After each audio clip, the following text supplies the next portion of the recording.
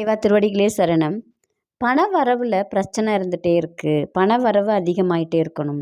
இல்லை ஒரு சிலருக்கு நிறைய பணம் வரும், ஆனால் விரயமாயிக்கிட்டே இருக்கும். இந்த விரயம் ஆவதை தடுக்கணும், ஆனால் ஏதாவது ஒரு வழியில் எனக்கு பணம் வரணும், இந்த செலவெல்லாம் நான் செய்யணும் அப்படின்னு நினைக்கிறோம் அப்படின்னா, இதற்கு ஒரு எளிமையான வழி இருக்குது. என்ன செய்யணும், எப்படி செய்யணும் அப்படிங்கிற இந்த பதிவில் பார்க்கலாம். அதுக்கு முன்னாடி நம்ம சேனலை சப்ஸ்கிரைப் பண்ணாதவங்க சப்ஸ்கிரைப் பண்ணி சப்போர்ட் பண்ணுங்கள். வாங்க பதிவுக்குள்ளே போகலாம்.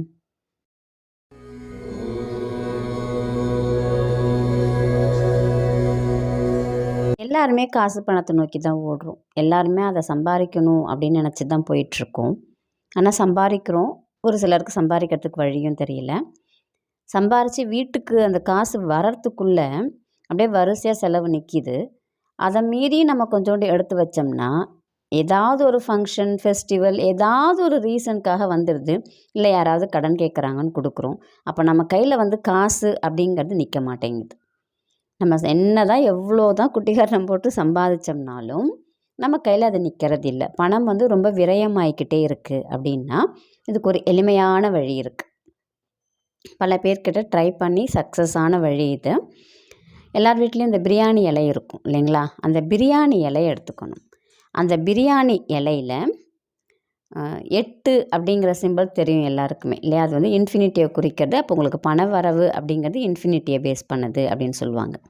ஒரு ஸ்வஸ்திக் சிம்பிள் மாதிரி போட்டுட்டு, முடிஞ்சால் நீங்கள் பச்சை பெனில் எழுதலாம், இல்லைனா நீங்கள் ப்ளூ கலர், கருப்பு வேண்டாம், ப்ளூ கலர் பென்லையே இந்த பிரியாணி இலையில் ஸ்வஸ்திக் சிம்பிள் போட்டுட்டு 3 தடவை 8 அப்படிங்கிற நம்பரை மட்டும் எழுதிடணும். எழுதி அதை நம்ம சாமி அறையில் வச்சிடணும். அவ்வளோதான்.